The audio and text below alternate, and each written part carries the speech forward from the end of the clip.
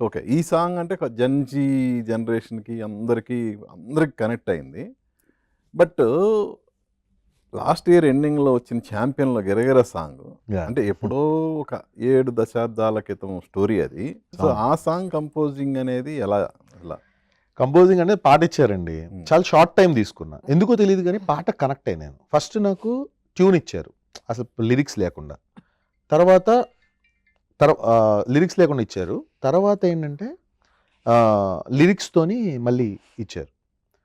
లిరిక్స్‌తో ఇచ్చినప్పుడు చాలా కనెక్ట్ అయ్యాను. హ్మ్. అంటే ఆ 'గిరగిర' అనే పదం చాలా నచ్చింది.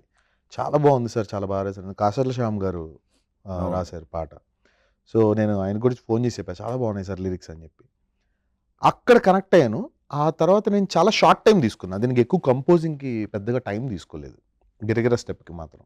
చాలా సింపుల్‌గా టక్‌మని కొరియోగ్రాఫ్ చేశా. స్వప్నాదత్ గారు చెప్పారు. ఈ స్టెప్ అందరిని ఊపేయాలని. మీరన్నారు చూడండి. ఆ పీరియాడిక్ ఏదైతే ఉందో దాన్ని దృష్టిలో పెట్టుకున్నా నేను. దృష్టిలో పెట్టుకుని కొరియోగ్రాఫ్ చేశా. ఎందుకంటే అండి ఇప్పుడు మనకి ఆ టైంలో ఉండే స్టెప్స్ ఈ టైంలో చేయకూడదు మనం. అంటే ఈ టైంలో కంపోజ్ చేసినట్టు చేయొద్దు. చేసామంటే డిస్కనెక్ట్ అయిపోతారు. అవును. అట్లా. సో, అది ఫాలో అయ్యాను. ఆ సబ్జెక్ట్ తెలుసుకున్నాను. ఆ కంటెంట్ ముందు వెనక ఏం జరుగుతుందో తెలుసుకున్నాను. ప్రదీప్ గారు మొత్తం ఎక్స్‌ప్లెయిన్ చేశారు. అండ్ ఇలా చెయ్యాలి. ఇంతే సింపుల్‌గా చెయ్యాలి అని మైండ్‌లో పెట్టుకొని కంపోజ్ చేశాను సార్. హ్మ్.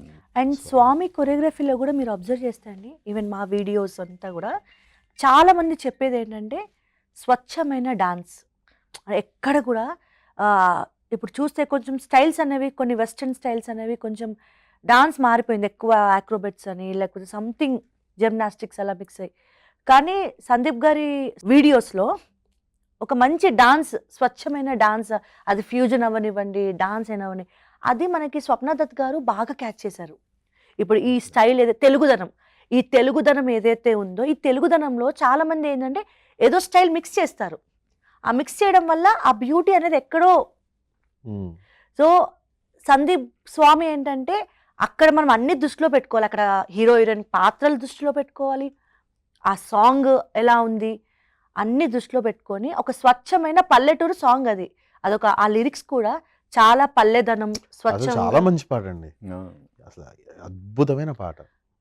సో, దానికి ఇలా ఏదో చేసేయాలి అవసరం లేదు. సింపుల్‌గా ఆ పాట తగ్గట్టు మన చక్కగా నిండుగా తెలుగు ఇంటి ఆడపిల్లలు చేస్తే ఎలా ఉంటుందో అలా కంపోజ్ చేశారు. అది బాగా ఎందుకంటే స్వప్నదత్ గారు కూడా అదే ట్రస్ట్ చేశారు. ఈ సాంగ్‌కి సందీప్ అయితే చాలా బాగా చేస్తాడు. ఎందుకంటే భలే అతని వీడియోస్ అనుకున్నది కూడా జరిగిందండి. హ్మ్. ఆవిడ చెప్పడం గూడా ఈ స్టెప్ అందరూ చేయాలి. అందరూ చేయగలిగేటట్టు కంపోజ్ చేయాలి అన్నారు.